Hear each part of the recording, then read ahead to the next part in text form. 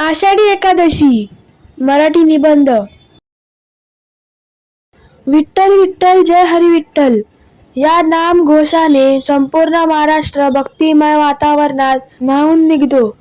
आषाढ महिन्याच्या शुक्ल पक्षातील एकादशीला साजरी होणारी आषाढी एकादशी हा महाराष्ट्रातील सर्वात महत्त्वाचा धार्मिक आणि सांस्कृतिक सण मानला जातो.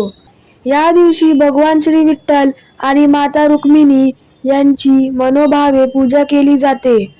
महाराष्ट्राच्या कानाकोपऱ्यातून लाखो वारकरी पायी चालत पंढरपूरला जातात. या पवित्र यात्रेला वारी असे म्हणतात.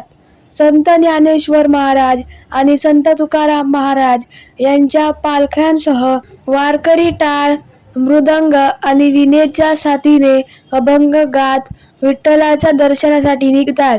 ज्ञानोबा तुकाराम आणि विठ्ठल विठ्ठल जय हरी विठ्ठल या जयघोषांनी वातावरण दुमदुमून जाते. आषाढी एकादशीच्या दिवशी अनेक भक्त उपवास करतात, भजन, कीर्तन, हरिपाठ आणि नामस्मरण करतात. या दिवशी पंढरपूर येथे लाखो भाविक एकत्र येतात.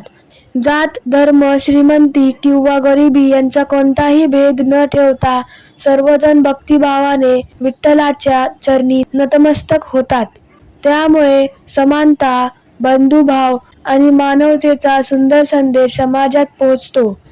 संत ज्ञानेश्वर, संत तुकाराम, संत नामदेव, संत एकनाथ यांसारख्या संतांनी भक्ती, प्रेम, सत्य आणि सदाचाराचा मार्ग दाखवला.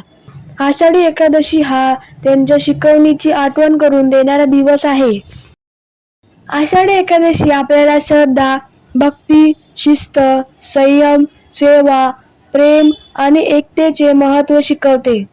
आपणही या दिवशी चांगले विचार आचरणात आणून, मोठ्यांचा आदर करून आणि सर्वांशी प्रेमाने वागण्याचा संकल्प केला पाहिजे. आषाढी एकादशी हा केवळ धार्मिक सण नसून भक्ती, संस्कृती, मानवता आणि एकतेचा पवित्र उत्सव आहे.